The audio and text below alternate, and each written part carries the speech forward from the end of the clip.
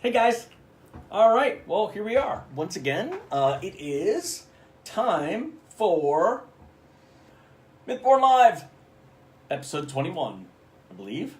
We are going to talk today about two really cool things.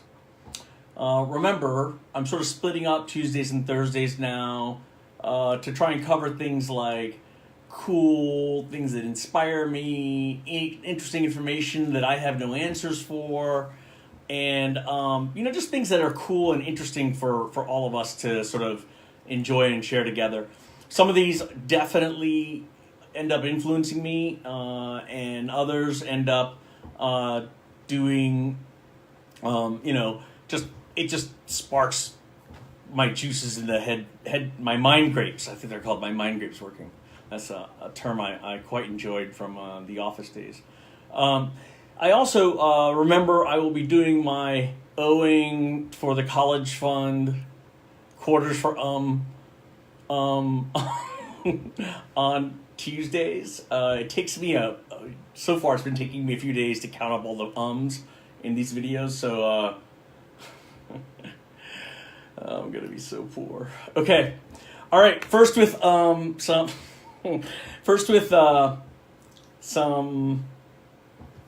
some really cool information. So one of the things that I am really excited to share with you guys, and this is a function of every single one of you and everything you've done. And once again, we are live actually twice. We're doing simultaneously up here on YouTube and down here on Facebook.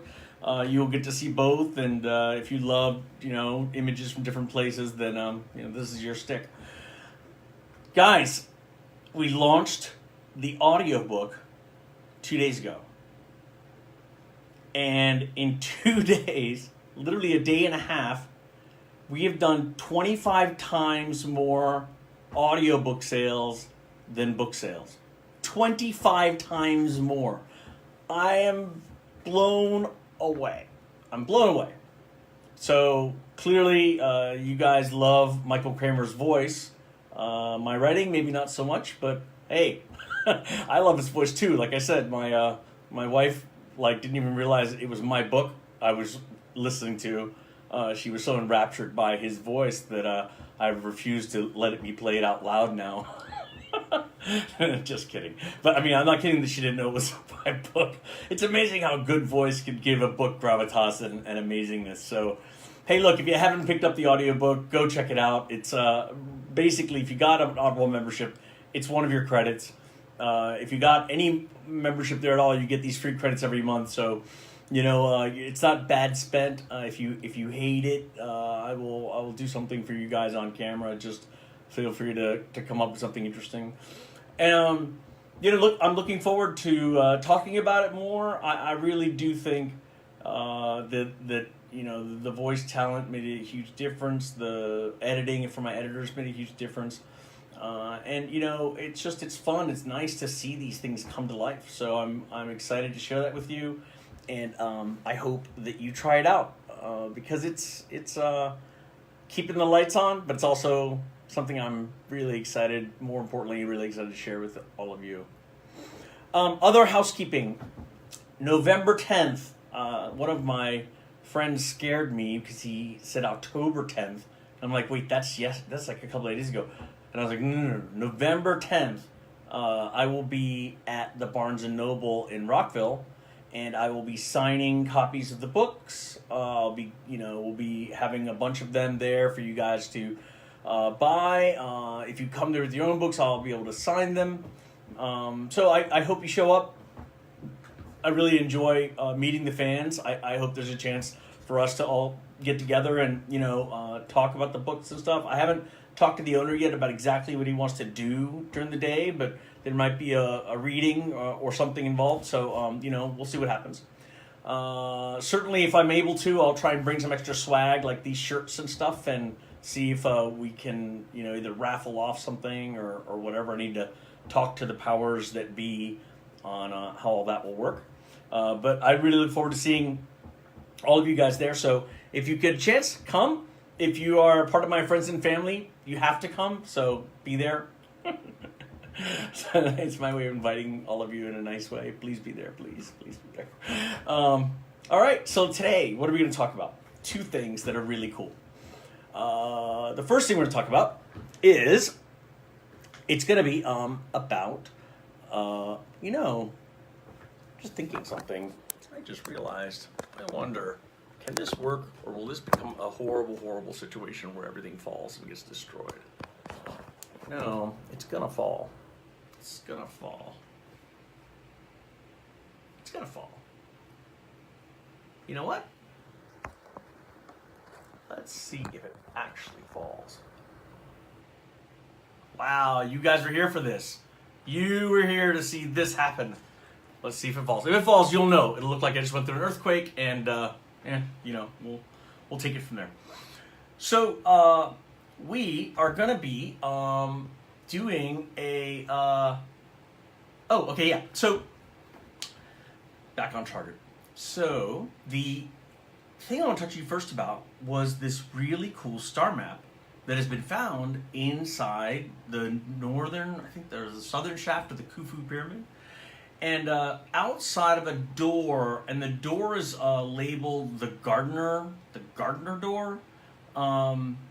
It's interesting. So I'm sorry, not the Gardener door. It's called the Gatton Brinks door, and it's an air shaft running to the south of the Queen's Chamber in the Great Pyramid.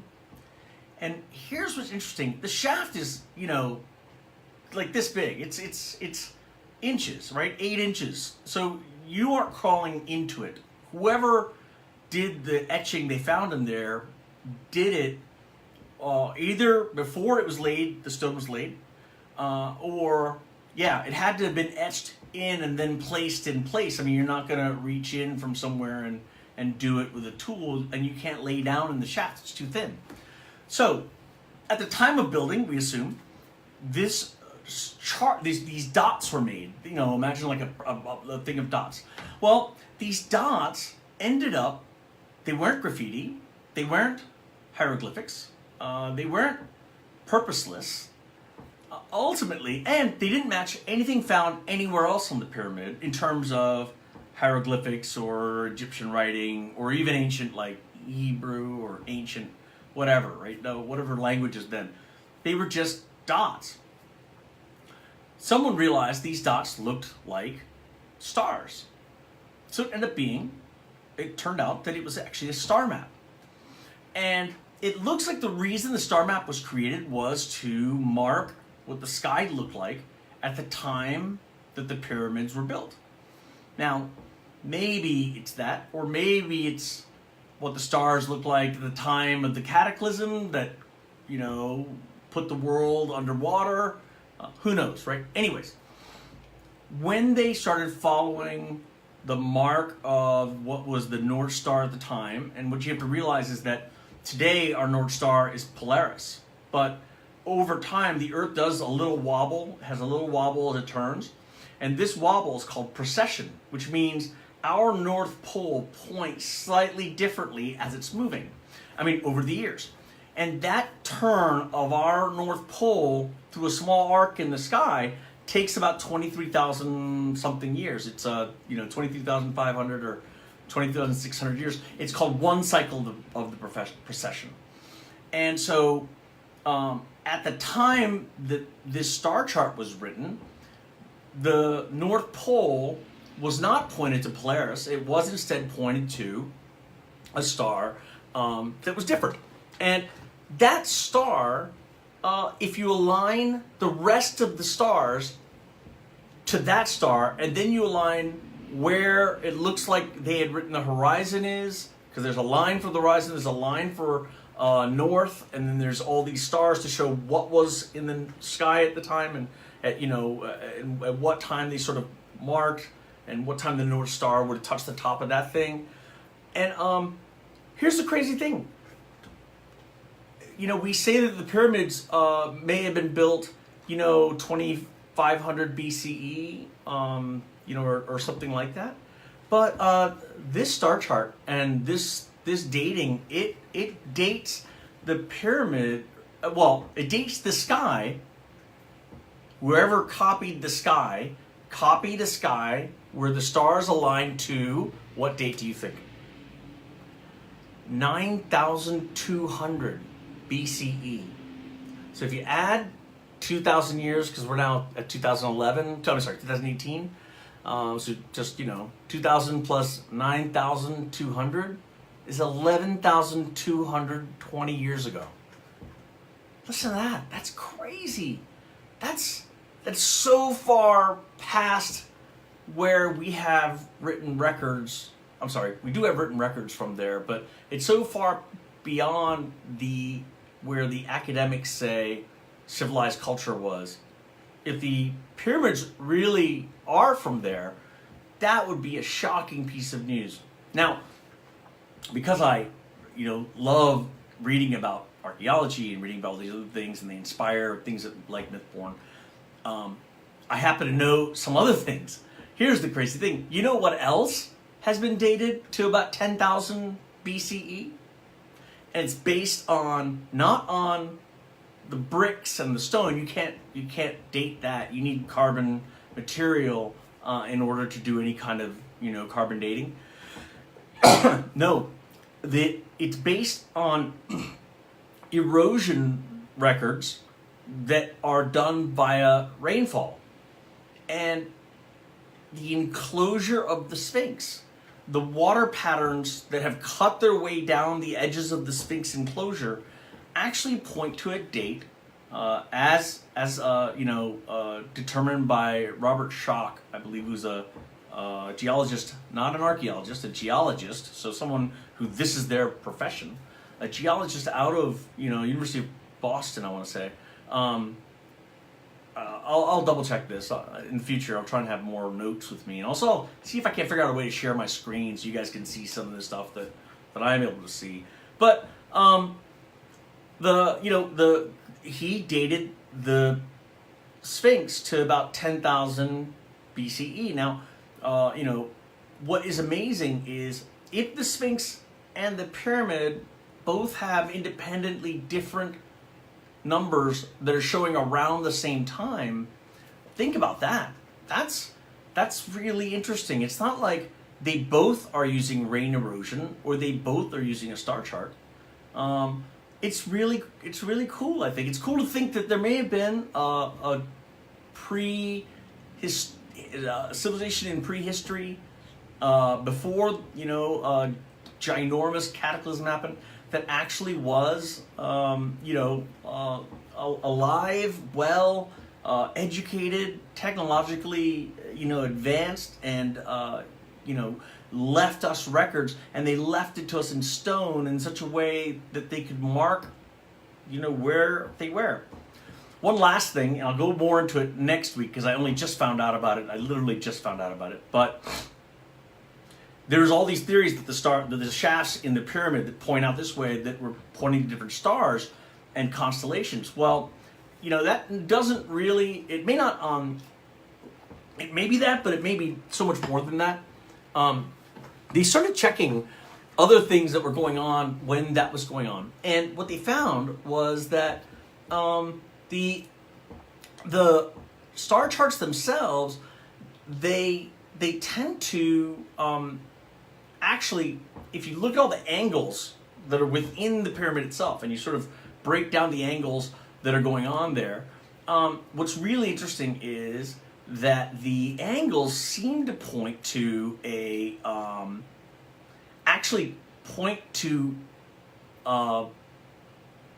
coordinates.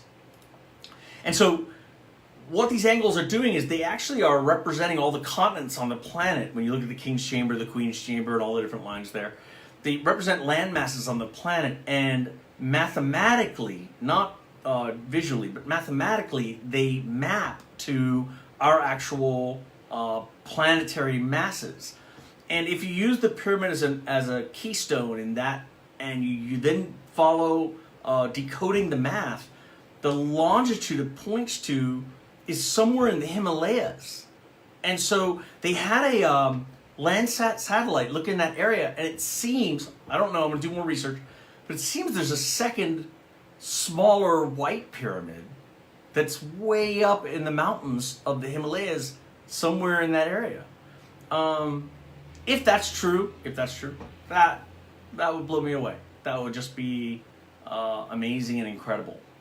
And so you can see why this stuff interests me, because it adds to this idea of like a forgotten knowledge, a lost library, things that have always been the kind of thing that make RPGs so much fun. The fact that's fun in RPGs, I think, is when you can really sort of discover something new, is explore an underground crypt or a library or whatever, and then recover information that can then lead you to cool new weapons or armor, or whatever it is that you're searching for in the game or in the book. Your characters or your hero might gain certain special abilities or things like that. And so these legends, these ideas of forgotten cultures leaving behind, maps based in math or based in star charts, it's the kind of thinking that allows someone like me who loves to write new ways to think about how to weave mythology and cool bits that might become science into the storytelling. I promised one other thing. We were talking about cryptids. Actually, the Egyptian thing took a little longer than I thought. So I will go over the cryptid I wanted to talk about, but I will promise that we will go over more of the cryptids when we get a chance. This is always I've always found this to be really interesting, and that is, could there be dinosaurs alive today? Now, we know birds are, a descendant of a type of dinosaur, theropods. And so, think of raptors and the rest. They have a special bone system that birds also have. We're not saying that birds are exactly dinosaurs, but if you look at a bird's legs, what you see is scales. If you look at a bird's embryo before it's actually born and you x-ray it, its beak has teeth, tiny little teeth. But these genes have been suppressed and they don't really show up when the bird is actually born. So it's very clear also. There was a study I saw some time ago that showed that feathers actually wear a type of scale that adapted for warmth and ultimately sort of unfolded and began to be used for flying. And as you know, in evolution, there could have been 1,000 feather variants that didn't work, but the ones that did work let those creatures eat more insects and have more babies, and therefore more babies are born with feathers that worked. And then those babies, the ones that didn't work, died away, and the ones that did work, they had more babies, and more babies with better feathers that worked better were born. That's how the theory goes. It's not like evolution is leading us anywhere. All evolution means is that the stuff that doesn't work dies away, and the stuff that does work gets repeated again and again and again, and ultimately through these sieves, you can imagine like sieves of population, you're left with something that looks very honed to its environment. And in effect, it is, but it's not honed there because of intelligence. It's just honed there because all the other things were dumb enough to die out, or they couldn't reproduce as fast, or they couldn't catch their prey, or they couldn't reproduce, find a mate. And that's why you see like really cool colors on some birds, or really cool things on some creatures that allow them to camouflage. So the question again, could dinosaurs be alive? Well, I don't mean like variants and descendants of birds. I mean actual dinosaurs. And I'm going to talk about one this time, but I had like 3 or 4 lined up. So the first one I'm talking about, something in my eye. So one I'm talking about is called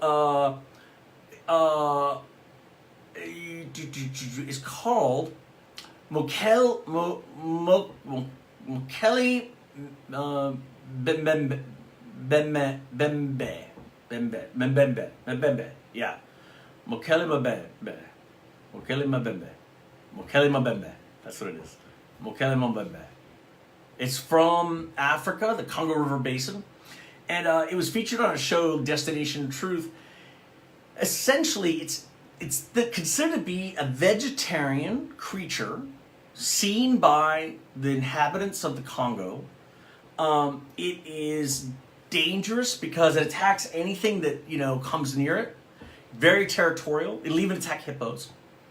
And it's been cited for the last 200 years. Witnesses describe the Mokele Mbembe as having a large heavy body like an elephant with a very long neck and tail. To some researchers, this sounds an awful lot like a sauropod, like a brontosaurus, or one of those big long neck, long tailed things that I just said. So, these sauropods back then grew to massive sizes, 100 feet or more in length. But even a small one would be considered big today. People think that this creature might be one of those, and it might just be hidden in the Congo. So, that's, pretty cool. And, if there is something like that alive today, I mean, wow. I'm not saying that I believe it is alive, but I will say the Earth is vast. We've measured a lot of it from the air. Certainly we've done land sites, Landsat, passover, flyovers. But actual ground truthing, what a buddy of mine taught me, the word ground truthing, which means actually getting on the ground in that area and seeing it with your eyes, that hasn't been done that much. So, what would be interesting is I wouldn't put it beyond this magnificent planet of ours to have pockets of, sort of like areas of time, land forgotten by time type things. The only thing that leads me to question whether or not there could be a real dinosaur is I do recall in reading through science that the atmosphere of the Earth was much higher in oxygen at that time. And I wonder to some extent if a dinosaur could, in fact, even survive if it didn't have the higher oxygen content necessary for, respiration or whatever it needs. I mean, over millions of years, sure, they could have evolved to ones with a better ability to survive. Again, we talked about evolution. The filter would be, these dinosaurs having hundreds and hundreds of tiny little baby sauropods, and the baby sauropods that can't breathe well enough would choke and die. The ones that were born with a mutation that allowed them to survive with a little less oxygen would survive. And then they would have more babies. Those babies would also have a variation. The one thing you have to remember is that evolution doesn't work on something while it's alive. It's not like you become better at breathing, or, if that were true, there was a time when people thought giraffes became giraffes because they stretched their necks. No, evolution doesn't stretch your neck to become a giraffe. Evolution prefers the giraffes that are born with a mutation of a longer neck because they can reach more leaves and survive. The ones with shorter necks couldn't compete and they died. So just remember, it's evolution is not forward thinking; it's backwards. Sort of like it culls out things that don't fit and can survive in the environment you have. And so it's very possible that, if there were dinosaurs that survived whatever hit us and survived that cataclysm, and were able to continue to reproduce and had a protected area, they could have had, if they were the kind of you see like sea turtles having, 1,000, 100 babies, they all are running down a little beach, and they're pretty cute going to the water. But if we had situations like that where, you're having hundreds of eggs being born at a time, and some of these, survived because the mutation they got let them breathe a little bit with a little bit less oxygen in the air, whereas the ones who needed all the oxygen they died. That could happen too. So, anyways, that could happen also. And then over time, that trend would have been exhibited in their kids, which have been born with the same gene, most of them being able to breathe with less oxygen. The few that were born with a mutation for needing more oxygen would have died out. And then, so on and so on. And then fast forward, it's going to go slow, over millions of years and many generations, you could see how a single trait or a single set of traits could be sort of chosen by the hardship of the environment. Maybe that's how dinosaurs survived. I don't know. But I want to find out. So let's all plan a trip to the Congo. If we don't do that, at least in the meantime, it's given me some ideas for some cool creatures I could put into Mythborn So we may see some dinosaurs when they finally get to hide Brazil. Some interesting reptiles and cool creatures like that. I want to thank everyone for joining me today. Remember that I'll be at the Barnes & Noble November 10th to sign books. I'm really excited to meet you guys. I can't believe how well the audiobook is doing. 50 times more copies, 25 times more copies than we sold in books. You guys are killing it for us. Thank you for giving the audiobook a chance. If you haven't, I really honestly can't recommend it highly enough. It's Michael Kramer's the narrator. He's really good, and I have nothing but great things to say about the actual narration. I have all kinds of things I could criticize in the writing, but good voices can make anything sound good, it turns out. Try it out, and you know what? We'll be giving you guys more information about what's going on. Oh, and book 4, I hit 94,000 words today, so we're looping in fast. So guys, be on the lookout. There's other interesting things happening, and I will keep everyone appraised. Hey, thanks for joining me today. Have a great time, and we will see you guys next Tuesday, if not sooner, on Mythborn Live. Signing off. Take care. Bye.